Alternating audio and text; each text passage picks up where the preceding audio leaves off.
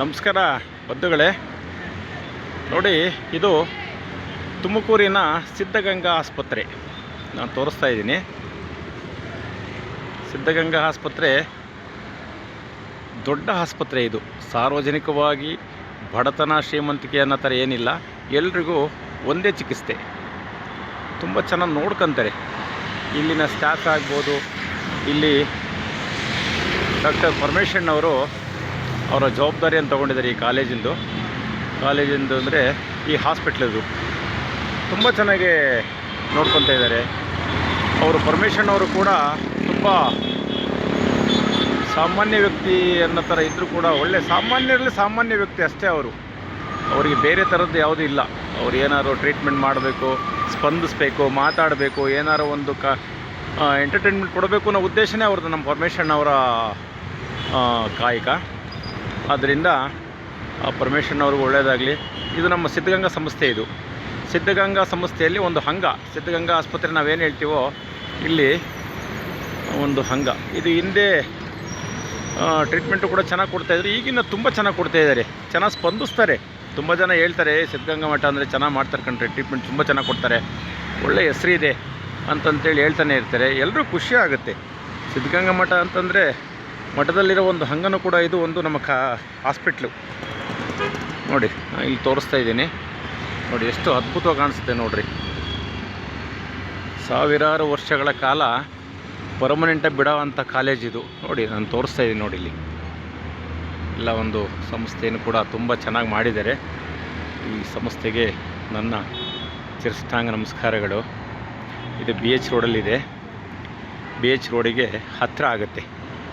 ಏನು ನಮ್ಮದು ಶಿವಕುಮಾರ ಸ್ವಾಮಿ ಸರ್ಕಲ್ ಬಿಡ್ತೀವೋ ಅದರ ಕೆಳಗಡೆಗೆ ಬಂದ್ರೇ ಈ ನಮ್ಮ ಸಿದ್ಧಗಂಗಾ ಆಸ್ಪತ್ರೆ. ಸಾರ್ವಜನಿಕವಾಗಿ ಸ್ಪಂದಿಸ್ತಾರೆ. ಎಲ್ಲರಿಗೂ ಕೂಡ ಒಂದು ಅವಕಾಶ ಇದೆ. ಇಲ್ಲಿ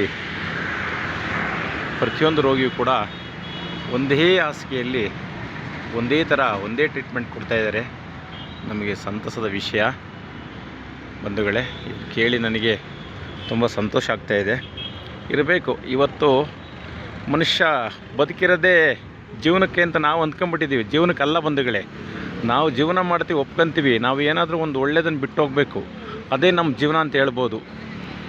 ಪರ್ಮನೆಂಟಾಗೆ ಏನಾದ್ರು ಒಂದು ಬಿಡ್ಬೋದು. ನೋಡಿ, ನಾನು ತೋರಿಸ್ತೇನೆ ನೋಡಿರಿ. ಇದೆ ನೋಡಿರಿ. ನೋಡಿ, ಎಷ್ಟು ವರ್ಷ ಬದುಕಿದರೂ ಕೂಡ ಒಂದಲ್ಲ ಒಂದಿನ ನಾವು ಒಂದು ಲೋಕವನ್ನು ಕಾಣಲೇಬೇಕು. ಪರ್ಮನೆಂಟ್ ಲೋಕ ನಮ್ದು ಅಲ್ಲೇ ಇರೋದು. ಇಲ್ಲೇನಿದ್ರು ಅವನು ಆಡಿಸ್ತಾನೆ, ನಾವು ಕುಣಿತೀವಿ ಅಷ್ಟೇ. ಅಷ್ಟು ಬಿಟ್ಟರೆ ಬೇರೆ ಏನಿಲ್ಲ. ನಮ್ಮ ರಂಗ ಯಾವ ಮಾನವೊಂದಲ್ಲ, ಯಾವ್ದು ಇಲ್ಲ. ಏನೋ ದೇವ್ರು ಕುಣಿಸ್ತಾನೆ, ನಾವು ಕುಣಿತೀವಿ ಅಷ್ಟೇ. ಕೊನೆಗೆ ಒಂದು ಅಂತಿಮ ಆಗುತ್ತೆ. ಆ ಅಂತಿಮನೇ ನಮ್ಮದು ಪರ್ಮನೆಂಟು. ಮನುಷ್ಯನ ಜೀವನ ಸಿಕ್ಕೋದು ಅಪರೂಪದಲ್ಲಿ ಅಪರೂಪ ಬಂಧುಗಳೇ. ಇದನ್ನು ನಾವು ಉಳಿಸ್ಕೊಂಡು ಹೋಗ್ಬೇಕಷ್ಟೇ.